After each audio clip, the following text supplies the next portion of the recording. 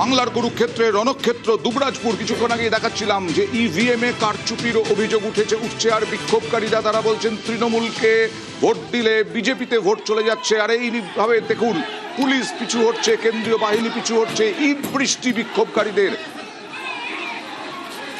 দেবাশিস দা, এটা ভয়ঙ্কর অভিযোগ যদি সত্যি হয়ে থাকে। ভয়ঙ্কর কেন বলছেন? মানে ইভিএম এর উত্থান এবং বিজেপির উত্থান তো প্রায় একেবারে সমসাময়িক। এবং আপনি যদি ভালো করে দেখেন যে বিভিন্ন রকমের যে ইনোভেশন, সে এসআইআর নিয়ে হোক বা যাই কিছু হোক, সাথে সাথে বিজেপির জেতাটা তো একেবারে সমানুপাতিক। আমি বলছি এখানে কিন্তু আজকে ইলেকশন কমিশনকে অনেক বেশি সজাগ হতে হবে। মানে অলরেডি একটা গণতান্ত্রিক উৎসবের মধ্যে আমরা এটা তো কালো দিন, কারণ অনেক মানুষকে তো আজকে ভোট দিতে পারছেন না মানুষ এসআইআর জন্য। তো এটা একটা পশ্চিমবঙ্গের জন্য কালো দিন। তো আজকে অ্যাটলিস্ট ওনারা যে 3 লাখ প্রায় সৈন্য এনেছেন, 3 লাখ যে সৈন্য এনেছেন, অ্যাটলিস্ট 3 লাখ যে সৈন্য এনেছেন, অ্যাটলিস্ট ভোটটা শান্তিপূর্ণ হোক, এটা আমরা চাই। তৃণমূল নেত্রী পর্যন্ত অভিযোগ করেছেন, ইভিএম এ কারচুপির আশঙ্কা করেছিলেন। দেখুন, ইভিএম নিয়ে যে পরিমাণ অভিযোগ বিগত বেশ কিছু বছর ধরে প্রত্যেকটি বিরোধী দল বিভিন্ন সময় নির্বাচনে ইভিএম এর অপব্যবহার নিয়ে যে পরিমাণ অভিযোগ করেছে, নির্বাচন কমিশন তার একটারও জবাব দেয় না। এবং কার্যক্ষেত্রে দেখা যায় নির্বাচন হয়ে যাওয়ার 6 মাস পর লোকসভার বিরোধী দলনেতা যখন প্রমাণ সহকারে পেশ করছেন, সেটারও জবাব নির্বাচন কমিশন দেয় না। অতএব যে ধরনের অভিযোগ উঠে আসছে, হতেই পারে যেটা 100% নাম মনে পড়লো, এটা ভালো লাগে। তিনি বসন্তের কোকিল নন। আজকে তিনি বিরোধী দলনেতা, এইটা শুনে আমার বেশ লাগলো, ভালো লাগলো, ভালো। কিন্তু আমার বক্তব্য এইটুকুই যে যদি কোনো অভিযোগ আসে, তো এত বড় একটা টাইট সিকিউরিটির মধ্যে ভোট হচ্ছে, তৎক্ষণ টেকনিশিয়ান পাঠিয়ে দেখি সেটাকে দেখে ঠিক করা হবে। এই সিচুয়েশন হতে দেওয়া হলো কেন?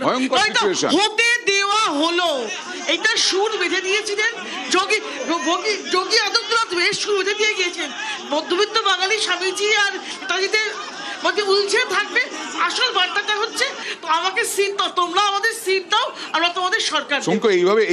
এইভাবে জয়, এইভাবে সিট দেওয়া বিরোধীদের যে অভিযোগ। প্রথম কথা হচ্ছে তৃণমূল কংগ্রেস এখনো পর্যন্ত ইলেকশন কমিশনে এই ধরনের কোনো অভিযোগ করেছে বলে আমার জানা নেই, 1 নম্বর। 2 নম্বর, আমি স্পেসিফিক্যালি অভিযোগ করছি যে লুঙ্গি বাহিনীর যেভাবে পাথরবাজি হচ্ছে, তাতেই স্পষ্ট হয়েছে কারা এসব করছেন। 3 নম্বর, আমি শেষ করিনি ভাই। লুঙ্গি বাহিনী বলতে কি বোঝায়?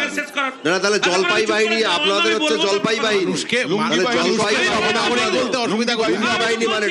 মানুষকে সহনাগরিক বলতে বিজেপির অসুবিধাটা কোথায়?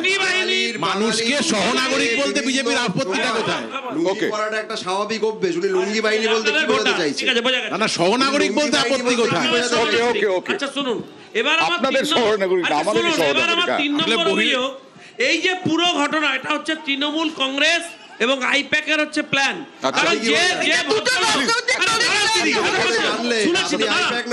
আমার বক্তব্য হচ্ছে যে লোকটি প্রথম সুইচ টিপলো, সে বিজেপির সুইচ টিপেছে কিনা আপনি জানেন? কি প্রমাণ আছে সে বিজেপির সুইচ টিপেছে? বিজেপির ভিভিপ্যাট বেরিয়েছে, এবার কি বলছে আমি তৃণমূলের সুইচ টিপেছিলাম?